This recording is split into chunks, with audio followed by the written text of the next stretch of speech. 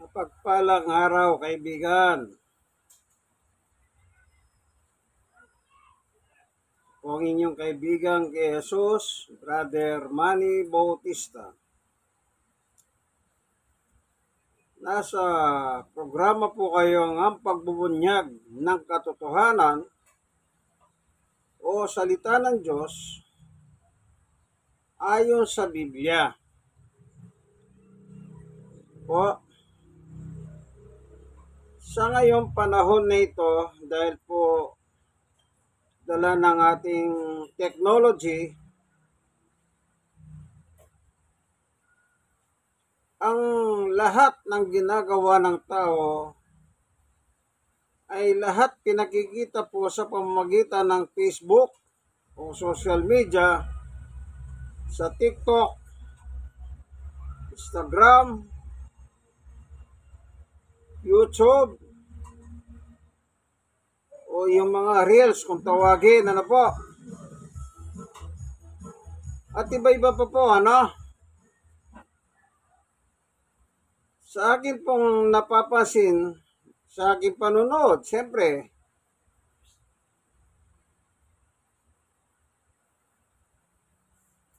ang nangyayari po ay, ang napapansin ko po ngayon, yung mga salita ng mga tao, yung salitang hindi po maganda, yung pagmumura. Ako po, laking probinsya ako. Sa probinsya po namin, maigpit ang mga matatanda sa amin, bagay na tinitignan nila ang mga salita namin nung kami po ay mga kabataan. Na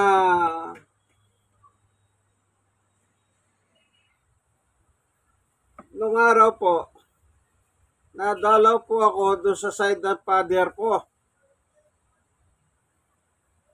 Nung makapunta po ako sa kanila, bata pa po ako noon, ang sabi po ng kanyang bunsong anak, yung chewing ko, ako bunso rin po ako. Ang sabi niya, buti naman nakadalaw ka o napasyal ka. Doon po sa kanila. Narinig ng tatay niya yon. Pangalawang matanda po yon sa magkakapatid na sa side ng tatay ko, yung kanilang kuya. Nagalit po doon sa kanyang anak eh. Sabi niya, bakit wala na bang karapatan dumalaw dito ang pinsan mo? O kita niyo po. Ang nasabi lang po ng pinsan ko, na bunso ka po ako bunso, babae naman yon. Sabi niya lang po sa akin, nung pumunta ako sa kanila, buti daw po nadalaw ako. O, isipin niyo po yun Masama ang dating sa kanyang tatay. Kaya pinagalitan. O kita niyo po. Hindi nagmura yung pisang ko o nagsalita mang ewan ko siguro sa tatay niya. Hindi maganda ang dating na para bang wala po ba daw akong karapatan na dumalaw sa kanila. O kita niyo po.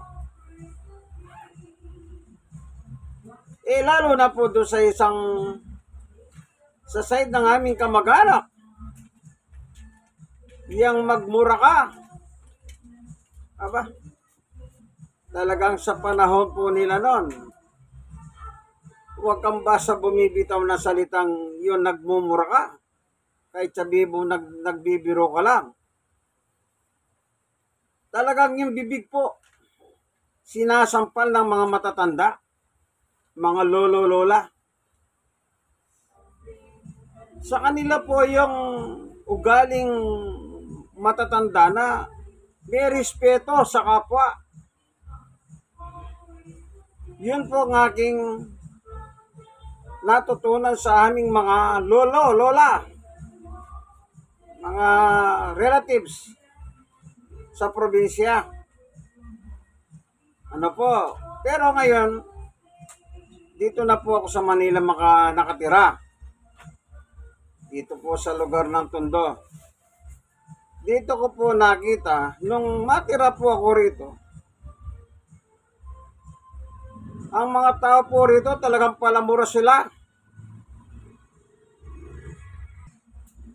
Yung mga mura po ng mga taga-Tondo, yung salitang putang ina mo. Yan, madalas po yan. Tsaka yung mga gago. Sirahulo. Ano po? Sabi ko nga po, para lang silang bumibili ng mumuraing candy. Kasi nung araw, ang candy po, 5 piraso, 5 sentimos.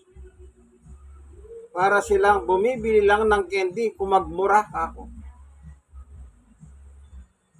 Kasi kinalakyan ko po talagang hindi po kami nagsasalitang hindi maganda sa kapwa namin. Yun ang natutunan namin sa mga matatanda sa amin sa probinsya. Pero dito po pala sa Manila, lalo dito sa Tondo, yung mga tao rito po, karamihan dayo lang din po, galing ng probinsya. Pero bakit ganun na nagiging kultura nila dito? Palamor sila. Makita mo yung magkakaibigan, nagkukwentuhan lang, nagmumurahan. Ano madalas mong marinig? Putangin na mo pare, ang galing mo. O, kita niya. Tinawag niya magaling yung kumpare niya, pero bago niya tinawag na magaling, minura niya. Puta daw yung nanay niya. O, kita niyo po. Naalala ko po nung sa probinsya po, nagtatrabaho na po ako. Empleyado na po, pero sa private po ako. May nakasama po akong isang trabahador na kasama ko. Nung nagsasalita siya ng hindi maganda, sabi ko, ba't mo ako minumura? Di naman ikaw ang nagpapakain sa akin. Kasi kaya ko po nasabi yun sa kasama ko sa trabaho, kasi nga po yung kinalakihan namin ng aming mga oldies. Kaya kami po, maselang kami pagsasalita ng hindi maganda. Kaya yan din po ang sinasabi ko sa ngayon. Ano po? Nagkapamilya po ako, mga anak ko. Talagang pagdating po sa kanya, istrikto ako. Kasi yun pong kinalakihan ko sa aming mga matatanda noon. Di bali mag-away kayo, pero wag kayong magsasalita ng hindi maganda o nagmumurahan. Hindi maganda eh. Ano po? Ngayon, ito po hawak ko Biblia. Ang Bibliang ginagamit ko po ngayon ay King James Version. Diglot.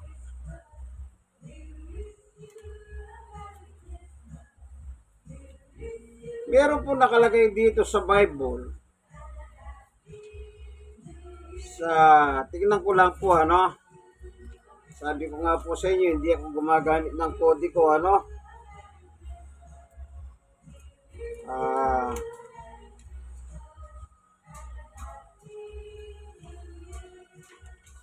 meron po nakasulat dito.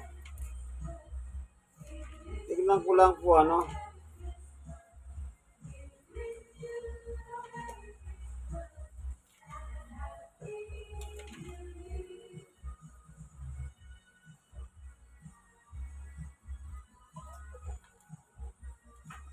kung saan ang sinasabi ng Bible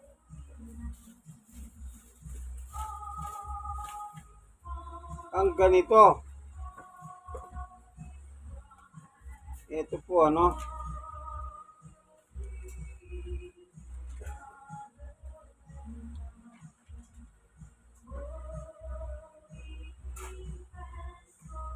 Ito po. Sa Kawikahan 14:21.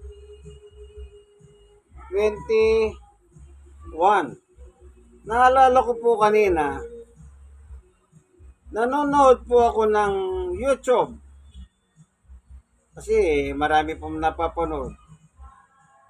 Yung isang lola, meron silang bisita. Vlogger po yung bisita, no? Sikat din po ngayon yung vlogger na yon. Yung programa ng vlogger na yon, napapanood ko po, bago ko lang napapanood. Sa kanilang negosyo po, ay nagmumura din siya.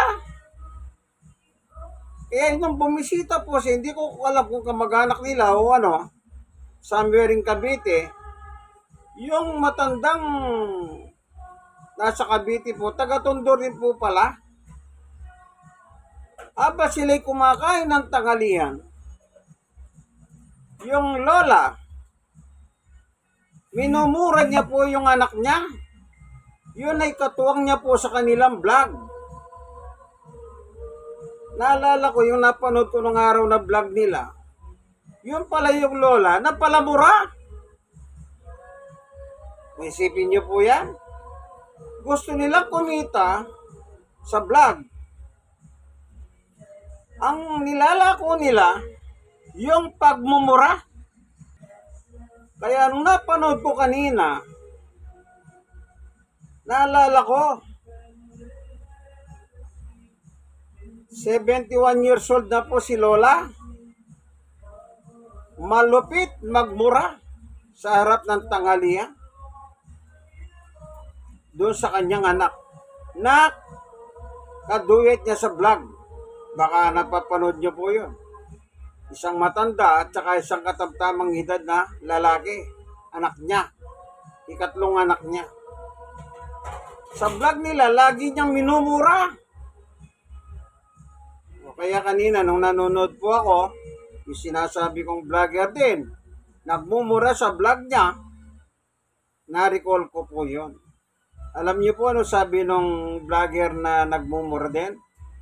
Natural lang na nakapagmumura tayo. Sabi niya, natural daw po. Kinakampiyan niya pa yung matanda. Isipin niyo po yan. Pero ang dami po nilang follower. Yung matanda at saka yung anak niya, marami po silang follower.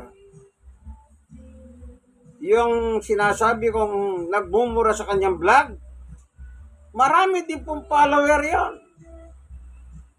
O, kita nyo po? Most common, putang ina mo. Ayan. Alam nyo po, ang mga tao yun, parang yun ang tinatangkilik nila eh. Sa side ng reliyon, tinatangkilik din po yan, pinapalakpakan. Oh. Meron pong isang patay na po, kinamatay niyo COVID-19 doon sa Brazil. Malupit din magbura yon. Religious leader yon. Marami rin po sila. Kapag magbumura siya sa harap ng kamera, pinapalakpakan po ng kanyang mga tagasunod. Minsan ako rin nakaranas po ng pagmumura doon sa kanilang mga miyembro. Pero dahil alam ko pong masama ang magbura, sinupalpal ko yung miyembro niya. Hindi ko na siya pinalawig. Sinupalpal ko siya. Kahit anong katwiran niya pa. Ano po. Ngayon, babasahin ko po yung sa Kawikahan. Dito po sa 14 ng Kawikahan, 21. Siyang umahamak sa kanyang kapwa ay nagkakasala. O kita nyo po? Kawikahan 14:21a. Kapag pala nagsasalita ka ng hindi maganda sa iyong kapwa, paghamak, nagkakasala ka. O kita nyo po? Kasalanan. Pero bakit ganon? Lahat naman ng tao may reliyon. Palasimba pa nga eh. Pero, ano ang bukang bibig nila? Masasamang salita against sa kapwa-tao nila. Kapag pinagsalitaan mo ng salitang masama ang kapwa mo, kahit nagbibiro ka lang, ibig sabihin, yung binuga ng bibig mo sa laban sa iyong kapwa, kahit sabihin mo nagbibiro ka, maliwanag po ang sabi ng Kawikahan 14:21a, kasalanan. Kaya sabi ng isang vlogger do sa lola, natural lang na nagmumura tayo. O kita nyo po, sinangayunan niya pa yung matanda. Ano po? Na taga-Tondo. Pero ngayon, sa tingin ko sa Cavite na po nakatira yun. Kasi yung vlogger na sinasabi ko sikat, taga Cavite rin po siya.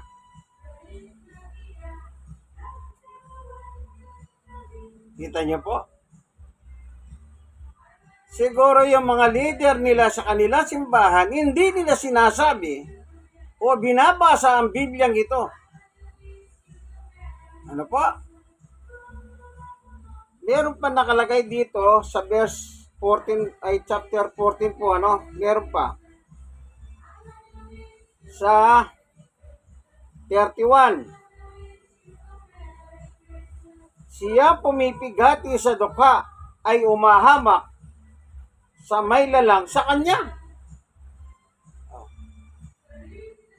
Yung po palang Kawikahan 14:21a at saka Kawikahan 14:31a, pagsasamahin mo yung dalawa na yon, yung unang pangungusap lang po, ano, ganito yon.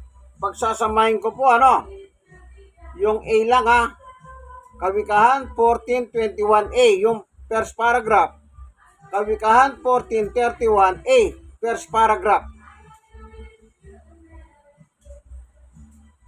Ito po, siyang umahamak sa kanyang kapwa ay nagkakasala. Sa 31, siyang pumipigati sa dukha ay umahamak sa may lalang sa kanya. Kita niyo po? Yung salitang paghamak, salitang hindi maganda na binibitawan lang yun bibig. Sa kapwa-tao mo, nakalagay po kapwa eh. Kapag ginagawa mo yan, sa Diyos ka pala nagkakasala.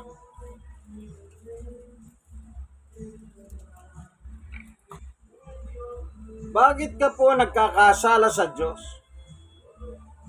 Lahat ng tao ang may likha ang Diyos. Kapag yung nilikha ng Diyos, hinamak mo, pinagsalitaan mong hindi maganda, natural tumatalbog yung salita mong hindi maganda sa Diyos na gumawa sa iyong kapwa-tao. Kaya kasalanan ang sabi ng mga ngaral. Natatandaan nyo po ba kung nag-eskwela kayo? Nasa elementary grade pa lang, ipinagbabawal ng teacher ang magsalita ng bad word. Di nyo pa naalala, pag nagsalita kang masama, isusumbong ka ng kaklase mo. Pag sinumbong ka, parurusahan ka. Yung buong oras ng klase mo, patatayuin ka ng teacher mo. Ganon po silang mamarusa, no? Ilalagay ka sa nakakahiyang kalagayan. Nandun ka po sa sulok ng harapan. Para yung mga kapwa mo estudyante, magtatanda sila na hindi sila magmumura. Yan. Yun po ang punishment ni Madam sa mga estudyante niyang makukulit o nagmumura. Ano po? Kaya tatandaan po natin na ang sabi po dito sa Ito, ano po, sinulatan ko kasi dito sa gitna, ah, yung nakalagay sa English Dictionary, Tagalog at saka English. Tingnan po natin ano.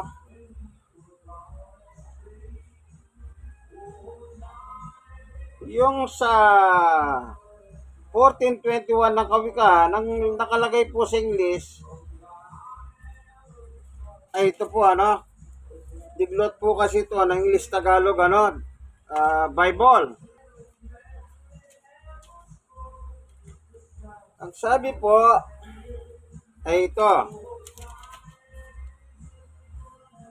he that despiseth his neighbor sinneth. Yan, ano po? Ibig sabihin po ng despiseth, yun pong salitang despise, verb, sa English Tagalog Dictionary, ay to look down on, umamak, matahin. Ayan. To scorn, mamuhi, masuklam, manlibak. To consider as beneath, malihitin. Ano po? Yan. Iyon po yung mga kahulugan ng salitang despise set sa wikang Tagalog. Ano po? Yung nakalagay naman sa 31 ay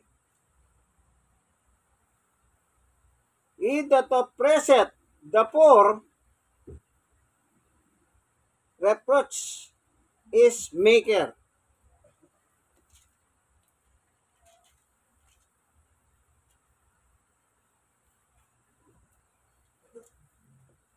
Ito naman po yung nakalagay sa English Dictionary, Tagalog English, ano? Oppress, verb, to crush by arms, manihil, mangapi, to treat with cruelty, magmalupit, inaapi, to burden, magpahirap. Ayun po ano. Yang salitang oppressed o siyang pumipigati. Baka tanong nyo, brother, ba't natin tinatalakay yan? Kasi po napapansin ko sa social media,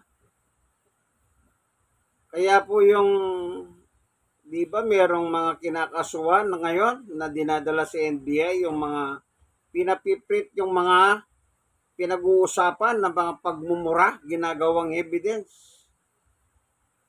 Ano po? Yan.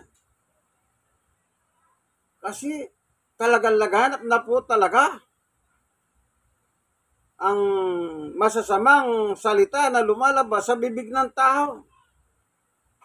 Alam niyo po ba bakit ang mga tao po nagkakasalang, sabi po dito sa Biblia, no?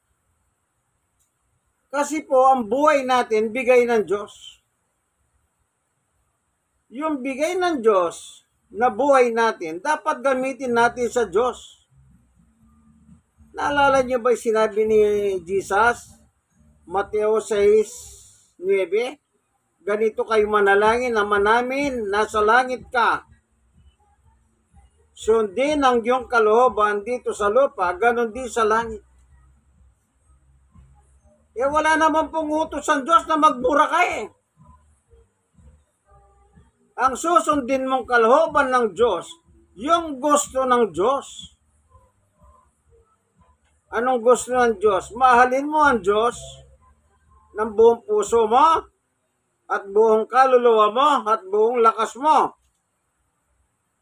Ang pangalawa, mahalin mo ang kapwa mo, gaya ng pag-ibig mo sa iyong sarili. Pag minumura mong kapwa mo, minumura mo ang Diyos, kaya kasalanan. Pero kapag nasanay na po ang mga tao, normal na lang sa kanila yon. Gaya na sinabi ng isang vlogger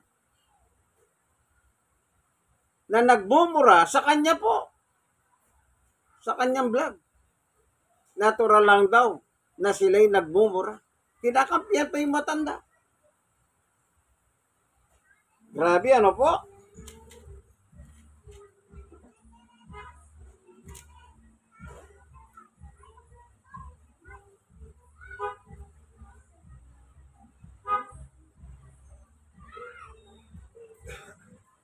Dito po sa Mateo 22. Ano po? May babasahin ako.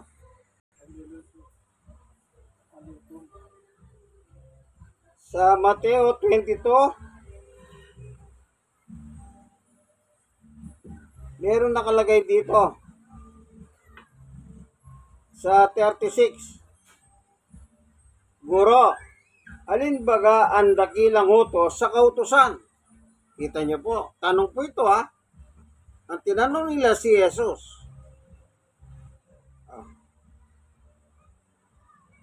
Guro, alin baga ang dakilang utos sa kautusan?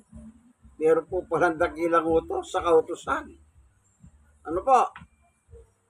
Binabasa ko po Mateo 22. Nung panahon nangangaral po ang Panginoong Jesucristo. May nagtanong ng mga Hudyo. Sa 37. At sinabi sa kanya, ito po sagot ng Panginoong Yesus sa tanong, ano?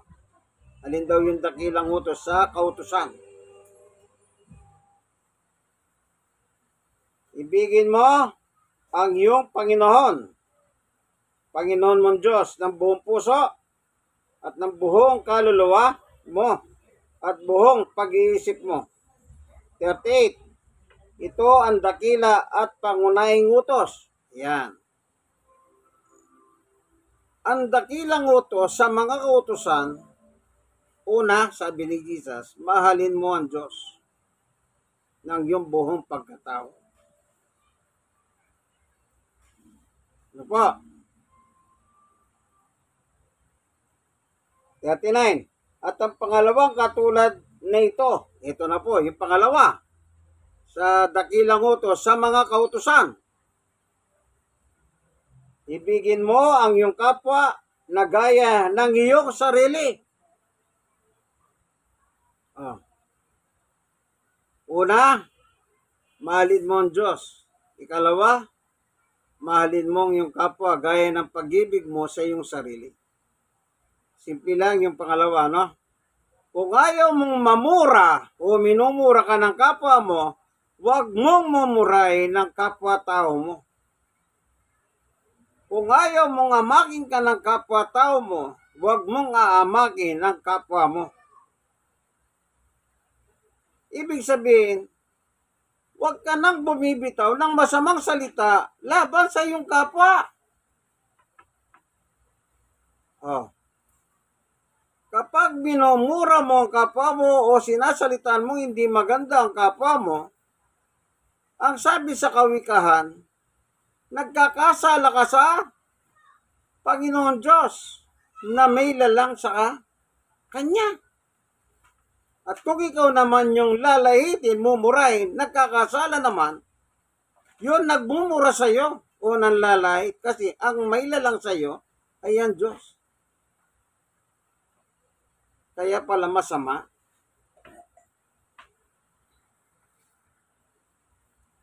Nagiging masama ka sa paningin ng Diyos dahil sa iyong asal, sa iyong pagkatao, sa iyong pananalitang binibitawan. Hindi mo alam ang paningin ng Diyos sa iyo ay masama kang tao. Ano po? Kasi masama ang lumalabas sa iyong bibig. Walang preno. Lalo na po yung mga yan yung napapanood nyo sa balita. pulis sa pulis. Oh, hindi ba? Pulis sa mga metro, yung mga nagtatraffic ng mga auxiliary ng mga local executive. Di po ba dami na yung mga sa traffic nag-ahaway, nagmumurahan. Oh, kita nyo po. Alin ang malakas magmura doon? Yun nakakahangat.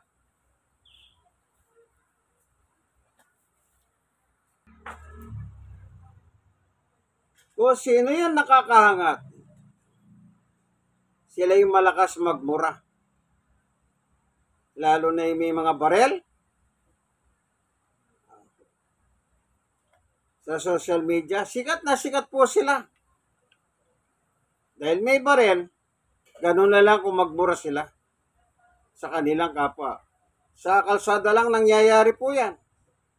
Kumisan sa traffic, kumisan pagsita, sa kanilang pagpasok sa kanilang lugar na hindi dapat. Kumisan umatong pa po sa suntukan at barilan, patayan. Isipin niyo po, mga otoridad sila. Sila po yung promotor ng kawalangian sa kalsada.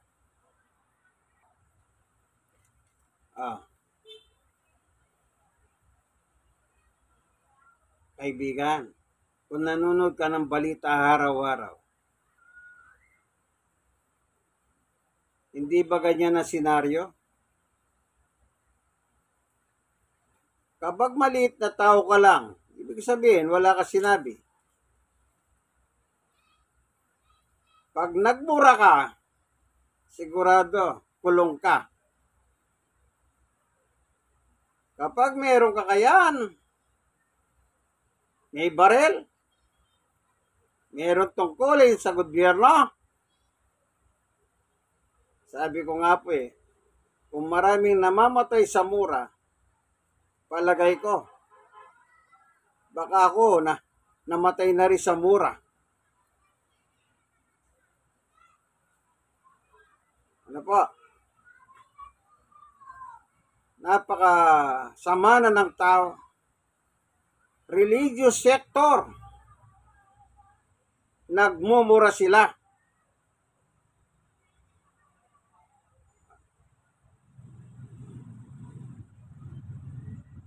Taong reliyoso.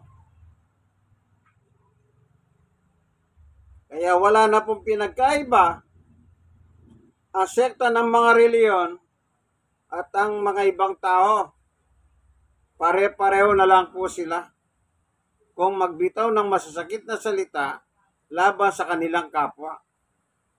Isipin mo, sabihin mo born again ka, sabihin mo Kristiyano ka, sabihin mo datindahan ka, saksi ni Kulapo, Iglesia ni Kulapo, Katoliko ni Kulapo, kung ano na.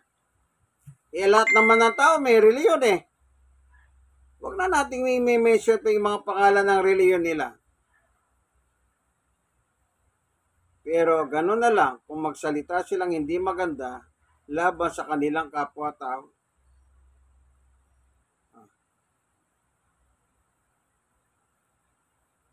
Buti na lang po ako, salamat sa Diyos. Dahil yung mga kinalakihan ko pong mga matatanda namin noon sa probinsya, paano kung hindi kami natuto doon? Di kami, lumaki din kaming ganon. Mura dito, mura doon. Salitang hindi maganda, labas sa kapwa.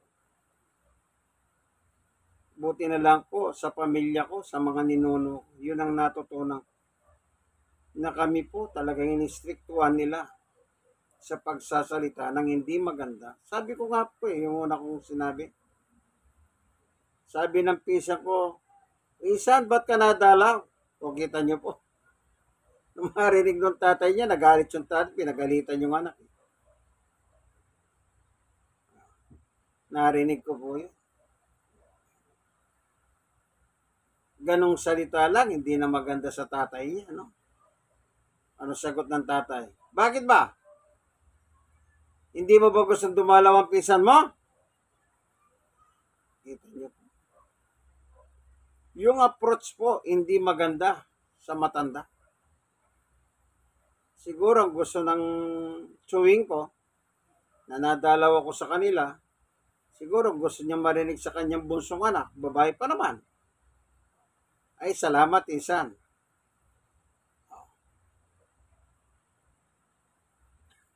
Hindi. Buti nadalaw po ako. Sabi niya, tatuloy, na-share mo na sa kanyang tatay. Pero ngayon, hindi na po gano'n. Putang ina mo. Wala tayong magagawa. Yan po ang natutunan ng mga tao ngayon. Kaya natural lang daw po ang magmura.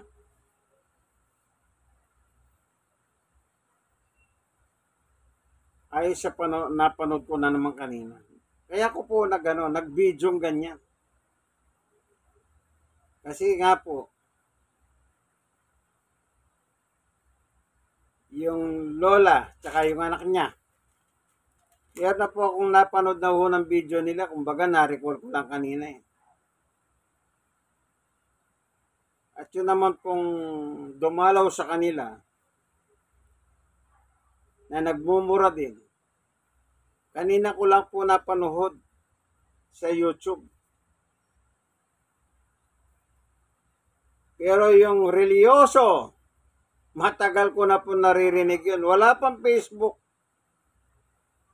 Nagmumura na yun. Leader ng simbahan pa yun. At ang malupit doon, pinagtatanggol niya pa yung mga masamang salita. Kaya yung kabilang reliyon, binabati ko siya. Ginagamitan siya ng diksyonaryong Pilipino. Ano po? Sabi ni Apostol Pablo naman, okay, sabi ni Jesus, ano? Dakilang hutos sa kautusan, una, mahalin mo ang Diyos ng buong pagkatao mo. Ikalawang hutos, na dakilang hutos sa kautusan, mahalin mo ang kapwa mo gaya ng pag-ibig mo sa iyong sarili. Si Apostol Pablo, unang Korinto po, may babasahin po tayo rito.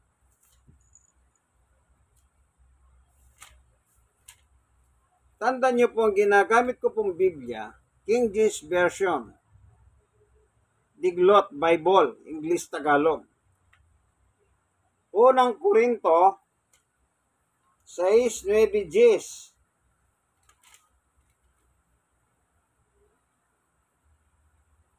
O hindi ba ninyo nalalaman na ang mga liko ay hindi magsisipagmana ng kaharian ng Diyos? Huwag kayong padaya, kahit ang mga mapagyapid, niyang mga mananamba sa Diyos-Diyosan, niyang mga ngalon niyang mga nang bababae, niyang mga mapagyapid sa kapwa lalaki, niyang mga magnanakaw, niyang mga masasakim, niyang mga manglalasing, niyang mga mapagtungayaw, niyang mga manlulupig, ay hindi mangagmamana ng kaharian ng Diyos. Yung manlulupig po, tsaka yung mapagtungayaw, magkakaklase lang po yun. Yung binasa ko po doon sa Kawikayan, 14 at saka 31, yung sa English Dictionary, Tagalog Dictionary, ano po, English Tagalog Dictionary. Nagkakasala ka sa Diyos.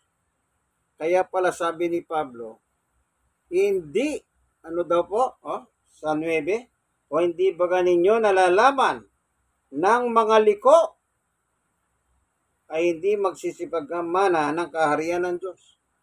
Gawaing liko pala yan.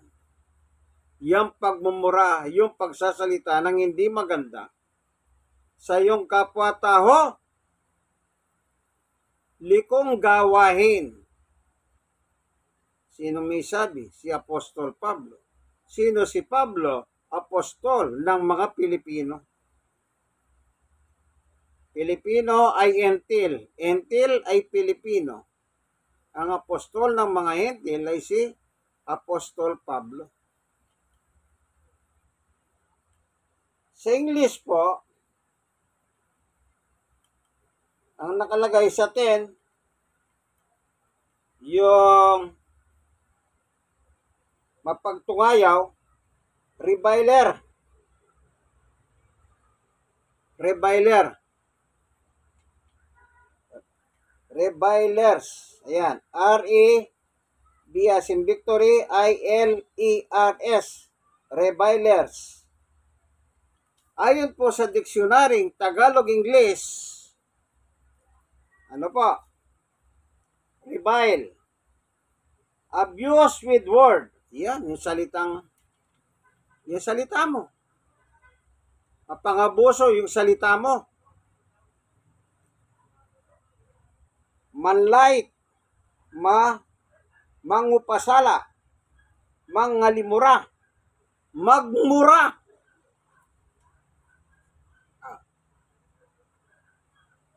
Anong sabi? Likong gawain pala ang pagmumura.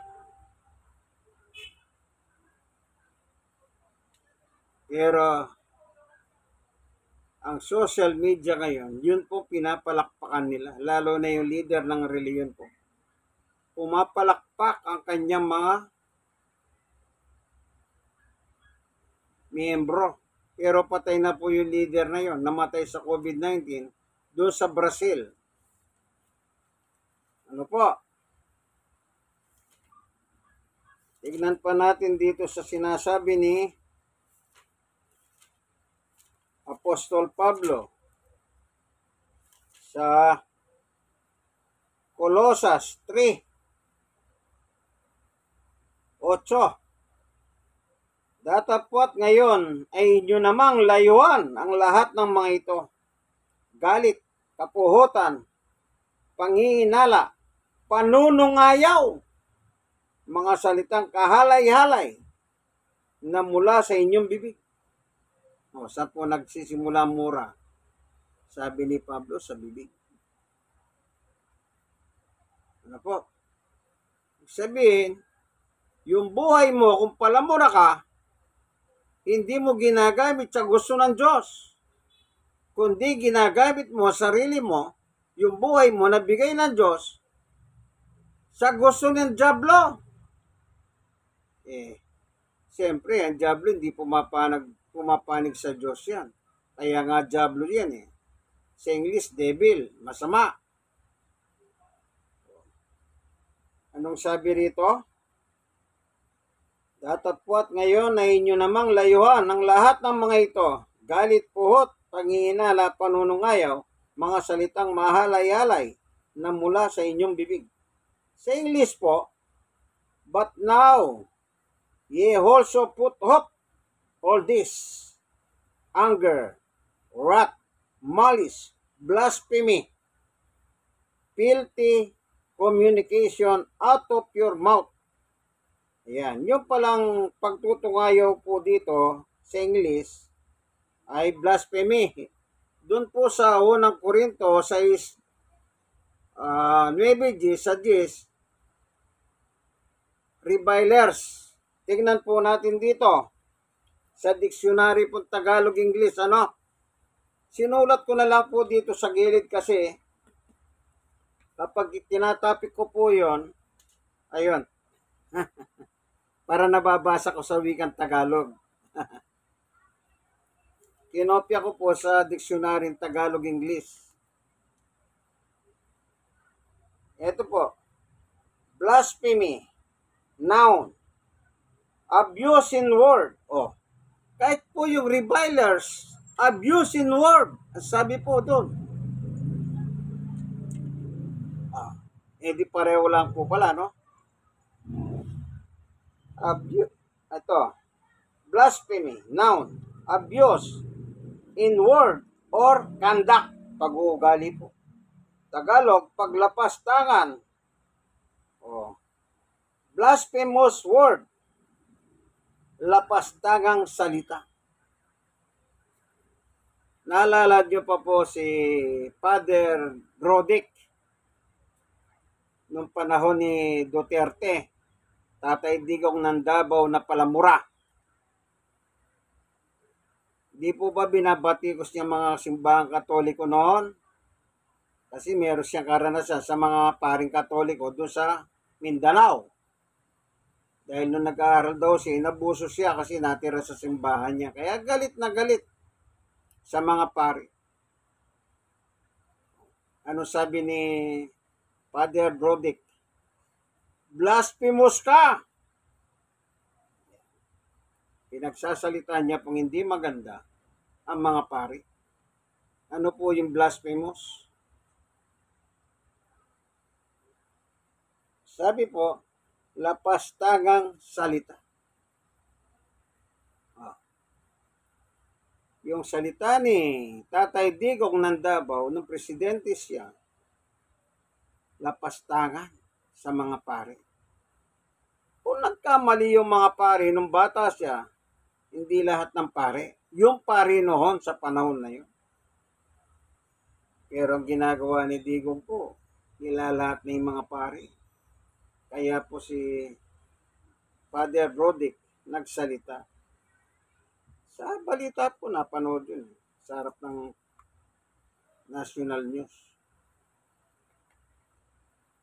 Kaya, yung kalapastangan ng salita, lalo pa pong umuhunlad. Sa nakikita ko po, abang tumatagal, pinapalakpakan pa yan. Sabi ko nga po, yung reliyon na palamura yung kanilang leader, pinapalakpakan sa kayabangan. Ano po? Kaya pala sabi ni Apostol Pablo, hindi ka magmamana ng kariyan ng Diyos kasi po nakasala ka sa Diyos.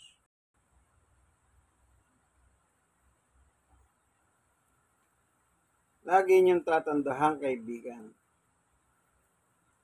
ang dakilang utos sa kautusan. Mahalin mo ang Diyos ng buong puso, buong lakas, buong kaluluwa. Ikalawang utos, dakilang utos sa mga kautusan. Ibigin mong kapwa mo gaya ng pag-ibig mo sa iyong sarili. O nangyayari po, yung mag-asawa, binubugbog ng asawa, yung asawa. Pagmamahal pa ba yun? Nung makita ng tatay na binubugbog yung kanyang anak, sinikwak yung manugang patay. Siyempre, anak niya yun.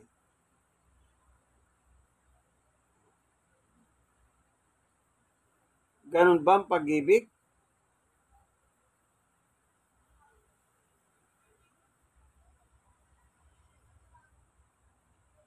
Tapos, mula bumbunan hanggang talampakan, nirapido mo ng mura.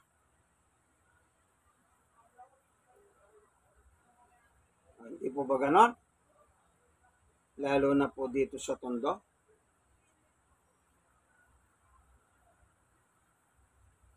Alam niyo po bakit ang tao po napakahirap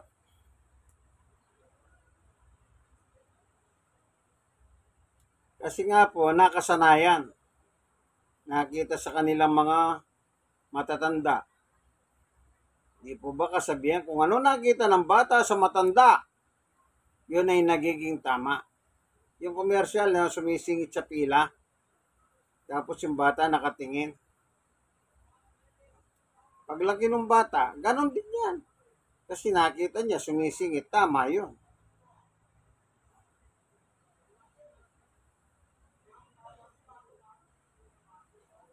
Ganon din, pag pagsabihan mong kapwa mo, para wag ka naman magmura. Simula ng away yan.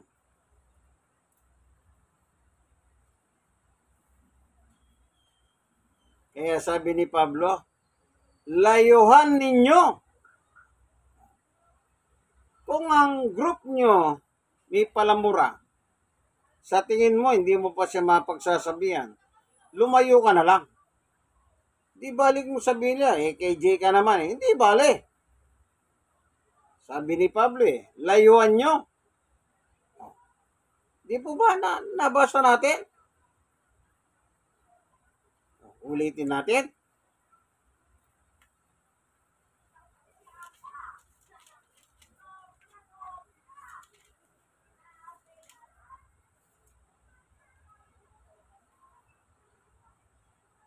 Ito, Kolosas 3:8.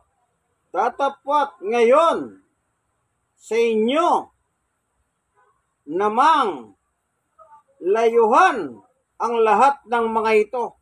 Oh. Ano sabi ni Pablo? Layuhan ninyo. Layuhan ang lahat ng mga ito. Galit, kapuhutan, paghihinala, panunungayaw, pagmumura, mga salitang kahalay-halay mula sa inyong bibig.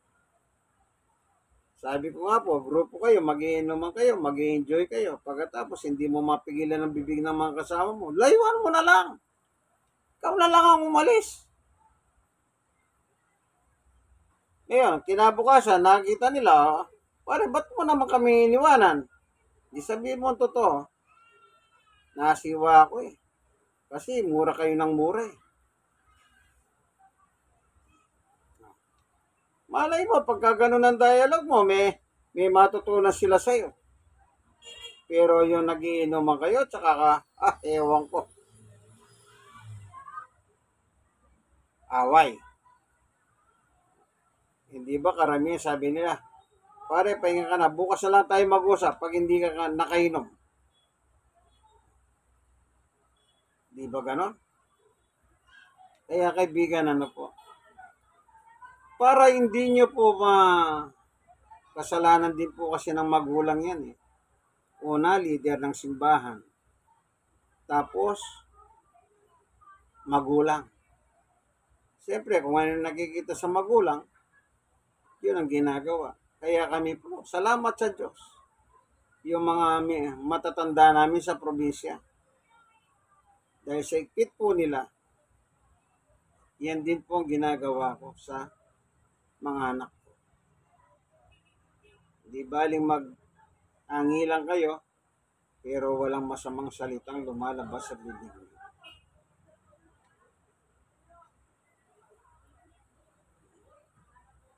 Nagbunga naman po. Wala akong nakita nagbura.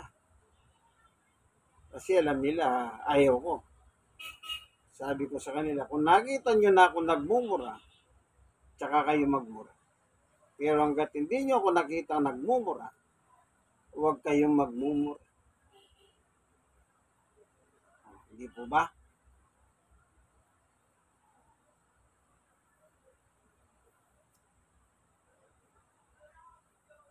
Nagbabasa po tayo ng Bible. Ano po? Kasalanan.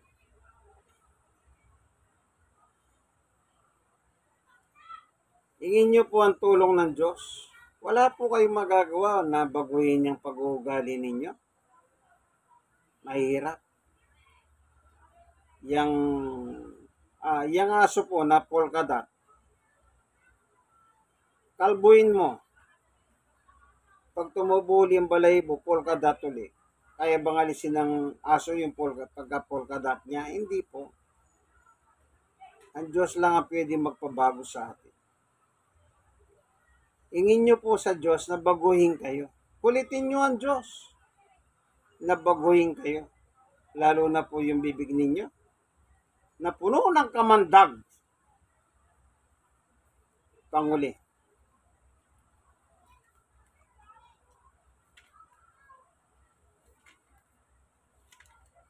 Si Apostol Pablo sa 3:10. Ito po. Roma 3:10. Gaya ng nasusulat, walang matwid, wala kahit isa. 11.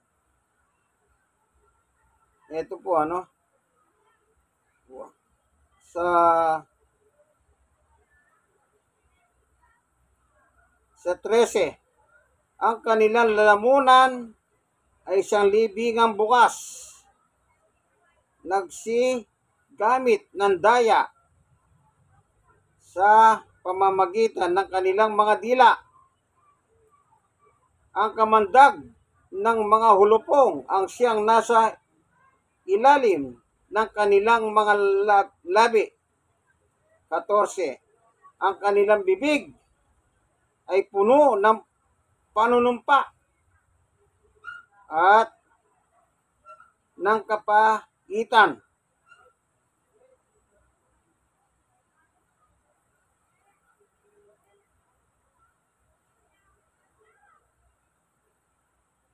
Ah, 18.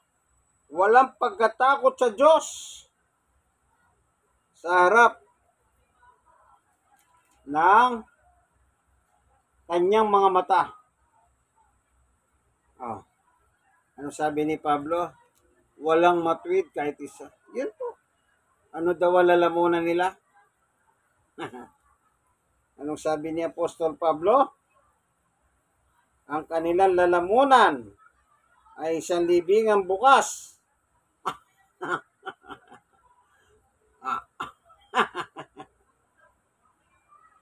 Nagsisigamit ng daya sa pamamagitan ng kanilang mga dila. Kaya sabi ng matanda nun, putulin ko kaya dila mo. Ano po? Kasi pag walang dila,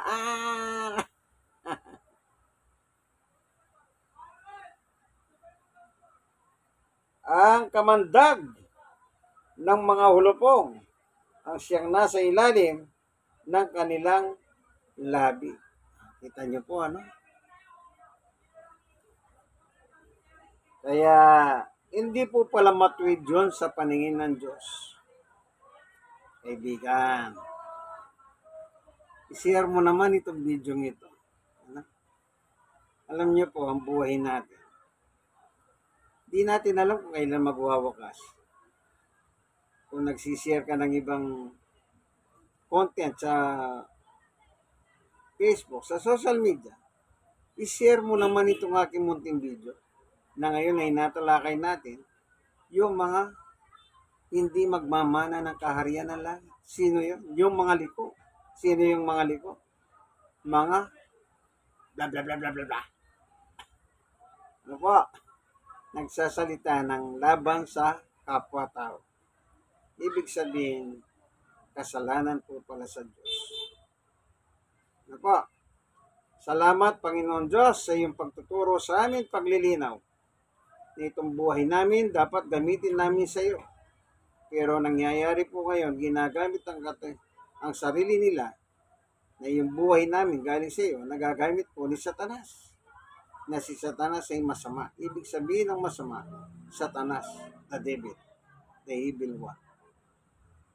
Salamat po, Panginoon. Nawa yung manonood ng video ito, buksan mo kanila pong puso. Kung sila man po ay mga mapagsalitang hindi maganda, kagandahang asal, iyo pong baguhin sila, Panginoon Diyos. Hallelujah. Maraming po salamat sa iyo, Panginoon Diyos, sa ngalan ni Jesus. Ito po ang inyong kaibigan kay Jesus, Brother Manny Bautista. Nasa programa po kayong Ang Paglalahad o ang pagbubunyag ng salita ng Diyos o katotohanan ayon sa Biblia. Maraming salamat po. God bless us all. Amen? Amen. God is good all the time. All the time, God is good.